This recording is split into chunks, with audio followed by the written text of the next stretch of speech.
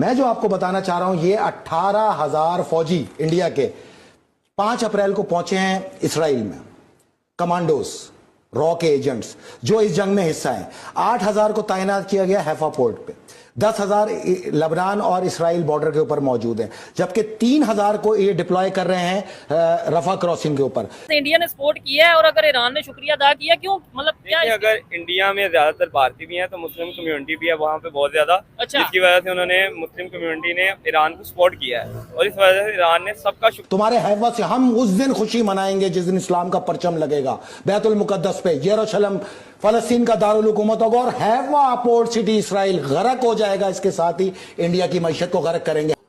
और इसी से पता ये चलता है कि मामलात जो हैं वो नॉर्मल नहीं है। और उसने हमें कहा था, कहता है कि आप ईरान के खिलाफ सेकंड फ्रंट खोल दें, ठीक है, कि आप अदम इस्तेकाम करें बलूचिस्तान के जरिए, ताफ्तान के जरिए। हमने रद्द कर दिया था वो प्लान, इनकार कर दिया। CIA का प्लान था जो उनका, अमेरिका का, कि हम ईरान के खिलाफ कोई कार्रवाई कर नहीं सकते, ना करना चाहते हैं, हमारे मफाद में नहीं है। चैनल के ऊपर बैठ के और जो हमें आतंकवादी कह रहे हैं, मैंने तो आपसे कहा था, इनके जितने आजादी की तहरीक करने वाले थे उनको बोलो ना आतंकवादी, बोलो मंगल पांडे को, बोलो दूसरे लोगों को। मैं जरा किसी पॉइंट पे आना हमारे अल्लाह के घर की आजादी की जंग में तुम बुत परस्त 1,000 मील के फासले पर रहो, वहां से अपने फौजी वापस निकालो।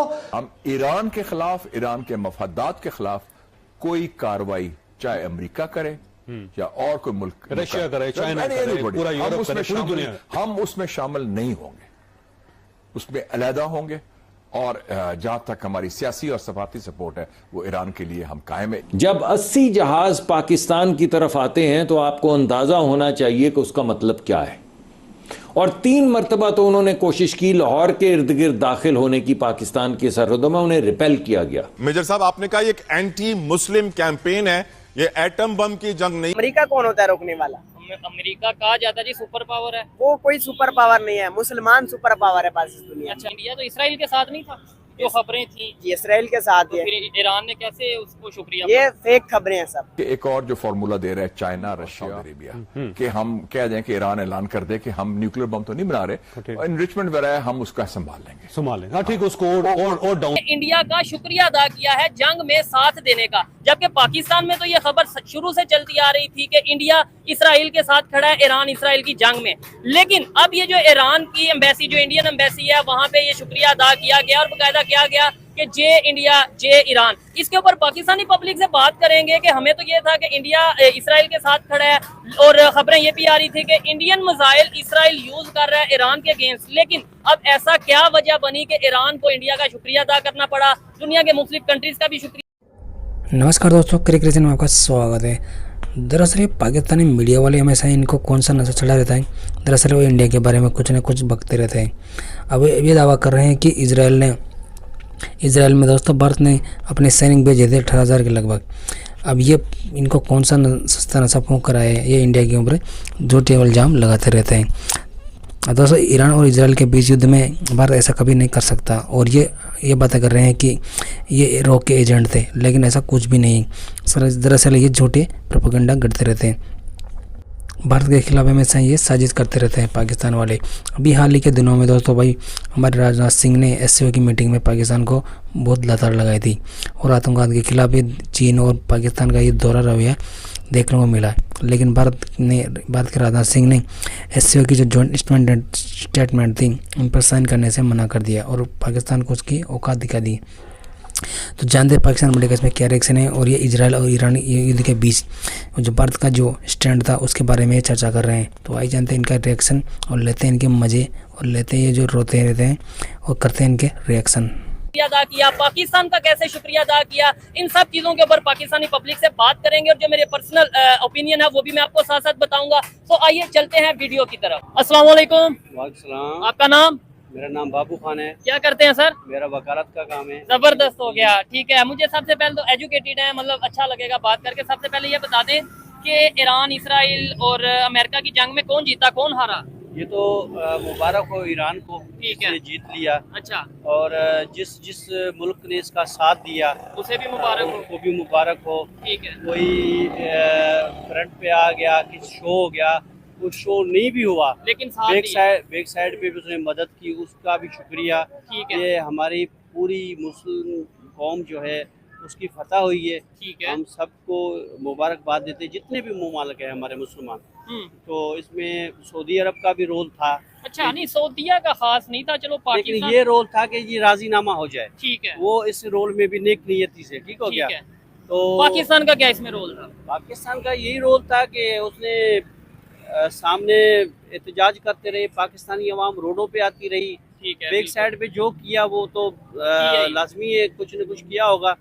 मुसलमान मुल्क है हमारा, वो भी हमारा मुसलमान मुल्क है। लेकिन अच्छा, मैं तो अवाम को सलाम करता हूँ जो एहतजाज करती रही गजा के लिए, ईरान के लिए भी जो है कि उन्होंने नाराबाजी की, मॉरली सपोर्ट किया। हाँ, अभी मुहर्रम आ रहा था, सारे इतने पाकिस्तानी अवाम थी कि जी हमने वहाँ पे अपनी जाके शहादतें देनी है। क्या बात है, इतना जज्बा था। इतना जज्बा। जो आपने बात की है ना, जिन कंट्रीज ने सपोर्ट किया उन सब का शुक्रिया। जी जी। यही ईरान की तरफ से भी स्टेटमेंट आई है कि जिस कंट्रीज ने भी हमारा हमें हेल्प की या सपोर्ट किया, जो हमारे साथ खड़े थे, उनका शुक्रिया।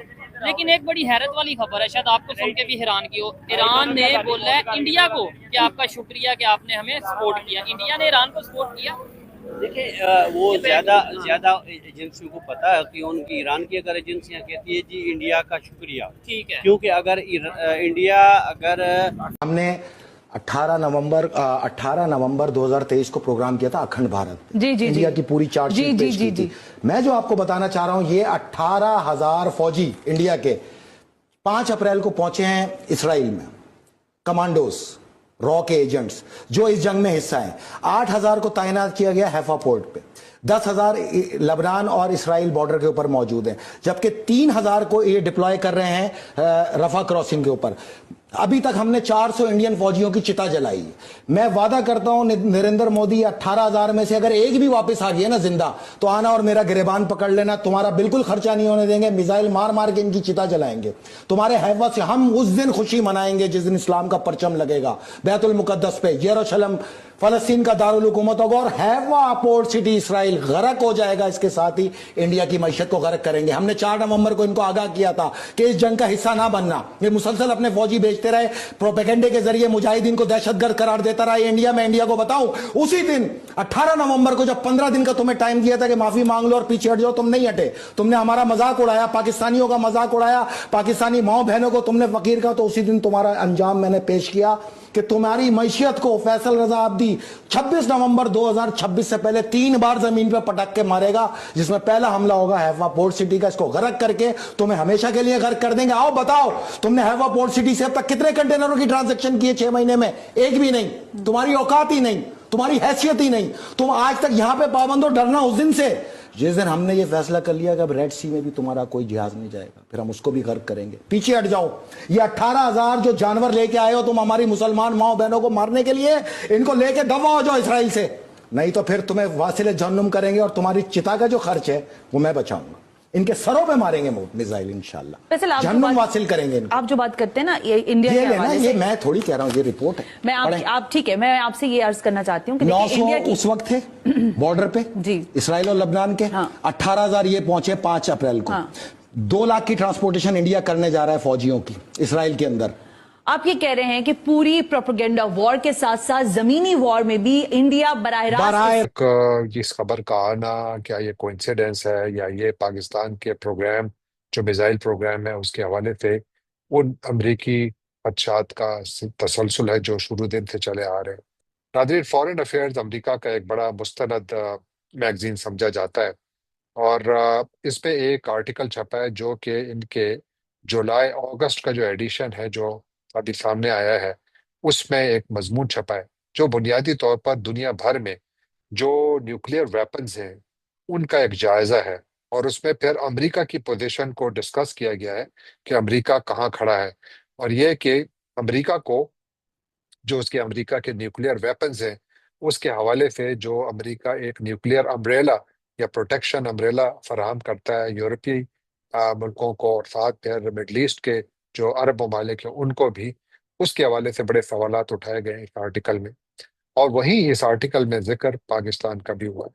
पाकिस्तान भी यकीनन एक एटमी कुव्वत है और इसमें पाकिस्तान और भारत की जो झड़पें हुई थी मई के महीने में, उसका जिक्र हुआ है। और फिर साथ इस बात का भी जिक्र हुआ है कि दोनों ममालिक एटमी कुव्वतें हैं और ये कि इनके दरमियान यकीनन एक्सीडेंटल वॉर भी हो सकती है, और किस तरीके से दोनों ममालिक अपने एटमी असासों की अगर हिफाजत कर रहे हैं तो साथ उसको मजीद मॉडर्नाइज भी कर रहे हैं। चीन के ऊपर बहुत ज्यादा फोकस है, लेकिन मैं पहले पाकिस्तान की बात करूंगा, चीन की बाद में बात करूंगा। पाकिस्तान